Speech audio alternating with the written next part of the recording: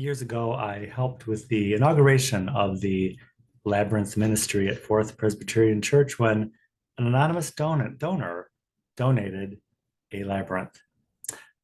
Minister Elizabeth Andrews helped facilitate the gift at the time, and she and I were off and running, trying to facilitate the introduction of the labyrinth to our congregation. And at the time, Elizabeth told me that she had recently read an article about how beauty and poetry and spiritual practices, how they resonate with different congregations. And she showed me the Newsweek article and showed that in the Presbyterian Church, beauty and poetry and the unknowing resonated rather lowly in those congregations. And it was somewhat of a challenge to introduce a spiritual practice, a foreign spiritual practice, to a congregation that is more akin to everything being decent and in order.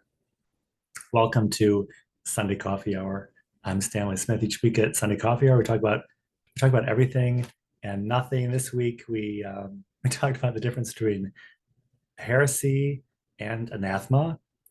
We talked about how being alive is a very good big part of our persona. We also talked about sharing the good part of a bad story. The readings this week at Washington National Cathedral were from Isaiah, that the day will come when we beat our swords and spears into plowshares and pruning hooks, and from Romans that we all need to wake up. The gospel reading was about war and insurrection. These things will all be taking place while we are kind of obliviously living our lives, and at some point we'll all be swept away in the flood. At Washington National Cathedral, Dana preached about how we all like to predict things and have an idea of what's going to happen next, but we're not very good at predicting the future. And she gave the example of the red wave, which she described as something that was predicted but didn't happen. Dana also explained that Advent is a time to wake up, to snap out of it. We can't live our lives in a fog, because if we do so, we're putting ourselves in peril, even if we don't fully recognize that. At St. James, they preached about similar theme, waking up, and the idea that we do live in perilous times, and that the job of a prophet is to give us a realistic picture and description of reality. But in order for a prophet to fulfill his role, he also has to offer hope.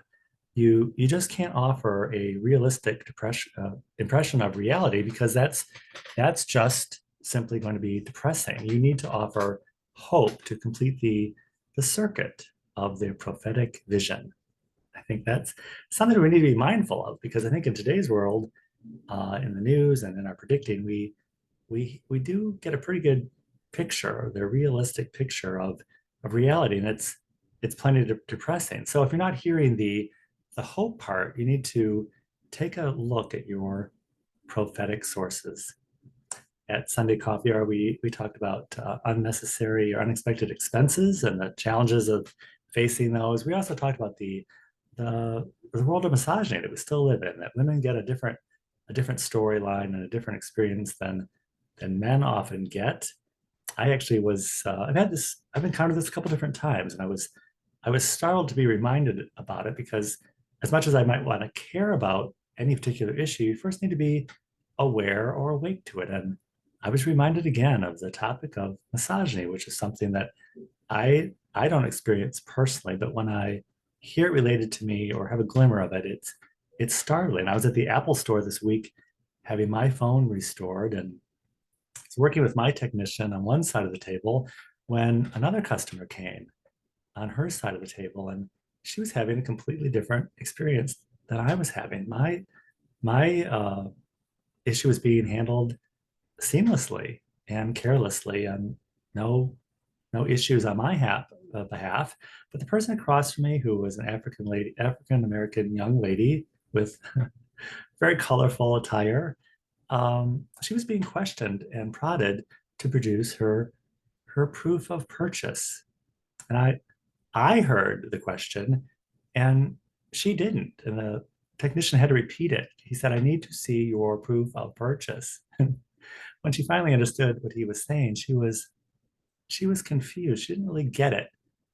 And from my side of the table, I certainly didn't get it. I had not been asked to produce my proof of purchase for my device, and I don't think I ever would have even had a context to process such a question. But she was being presented with this question, and he told her he would wait until she produced it. If she could produce a receipt or an email receipt or a bill showing that she had paid for her device. My experience was completely different than the experience this person was having, and I suppose that was a wake up moment for me.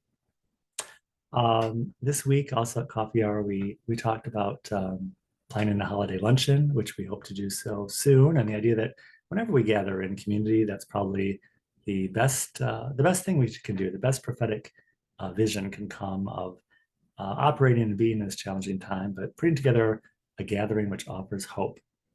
In regard to the beating the plowshares into the swords, a couple weeks ago, I included a picture of President Eisenhower visiting Fourth Church, and I reread President Eisenhower's speech, the famous military industrial complex speech. And I was intrigued because he specifically pointed out the idea that up until World War II, the military industry, the complex, the infrastructure of producing armaments was exactly that. It was the plowshare, and farming and implement companies.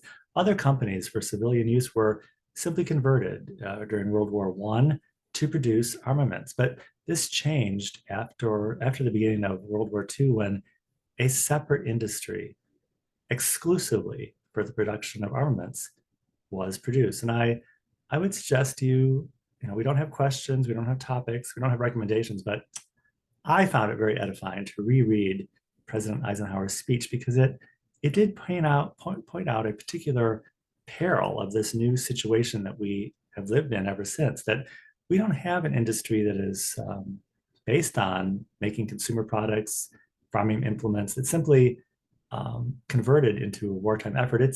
It's a continual wartime effort that never ends. And President Eisenhower said that this is a particularly dangerous and a unique time in history, that we have an entity, an organization, an institution which is solely in the business of being in war 24/7. I recently watched the film with my sister, Amsterdam, which is about the awkward period in history between World War I and World War II.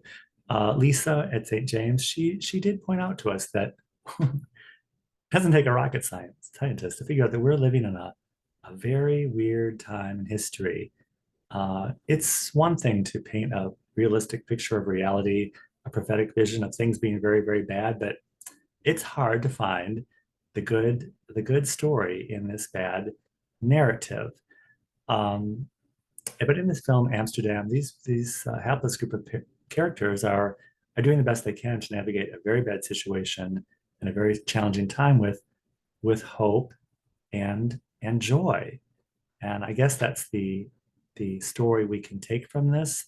One of the principal characters in the film mentions that life sometimes can be a good dream and a bad dream, and it seems to go in cycles. We go from the good part to the bad part, and we need to be aware of which one we're in and act accordingly. If you would like to join us at Sunday Coffee Hour, I'd like to think it's usually a good dream. I don't think we have many hiccups or challenging moments. Most people on the call have a good experience. We really don't have pre-prescribed topics or questions. We simply just talk about what is on people's minds.